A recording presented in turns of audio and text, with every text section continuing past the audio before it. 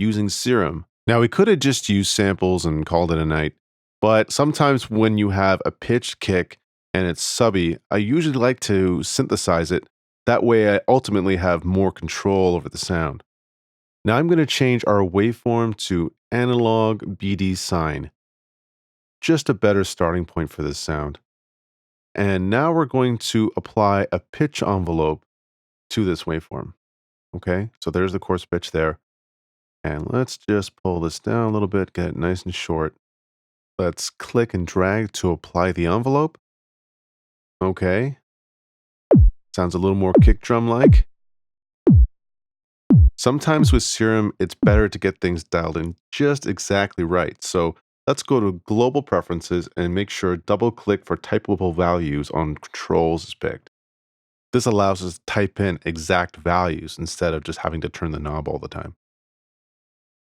Let's go back to our pitch curve and let's go to the matrix. And what we're going to do is we're going to make it a nice octave. We're going to put in 12 semitones, 12 ST, and that gives us a nice 1 octave kick. So that sounds a little subbier just as a starting point. And let's just pull this down a little shorter.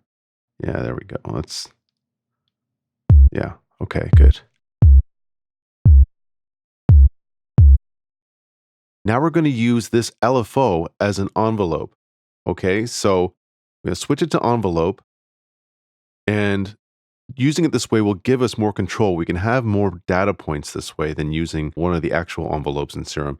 Okay, so what we're going to do is I'm going to go and pick one of the presets here. Let's pick Saw Down. So this curve is now going to act as a much longer pitch envelope that we're going to apply to the coarse pitch. Okay, there we go. Give it some level.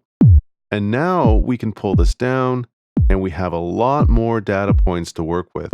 So we can really get this dialed in exactly. I'm just going to massage this around till it sounds the way I want.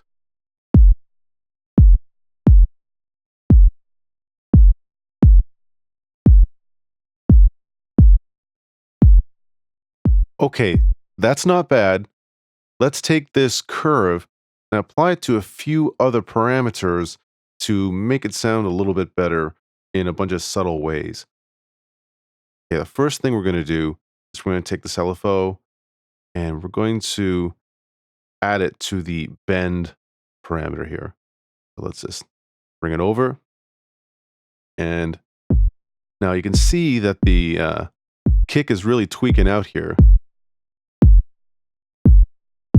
And that subtly shapes the transient. You can even just kind of see it and just it looks cool. Now let's go to our effects and turn on the distortion.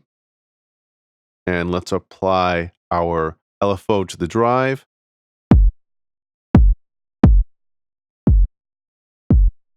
So as you can hear, this would be another method that we could use to shape the front of the kick, the transient, if you will.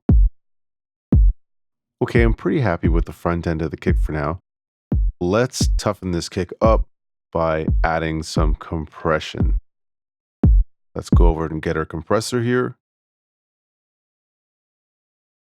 We need to toughen this kick up a little bit. It's a bit flabby, so let's adjust our threshold till we see some compression. Not much, not slamming anything. We just want a little bit of gain reduction here. Let's bring the gain up to compensate. Without it, just a little bit of an advantage there. Okay, how about some EQ, good old-fashioned EQ? I just want to give it a little more bottom end. Now that kick sounds a little more important. Now let's try some filter. Let's apply that LFO, aka envelope, once again. Just to manipulate the filter so it dulls out the kick just a little bit. We don't want a super pointy sound, and this helps it round it out just a little bit. Okay, So that's a pretty good starting point for our kick. Now, we're probably going to have to come back and tweak this as the rest of the sound design takes shape. But for now, this is a great starting point. Join me for the next tutorial where we'll start sound designing the snare.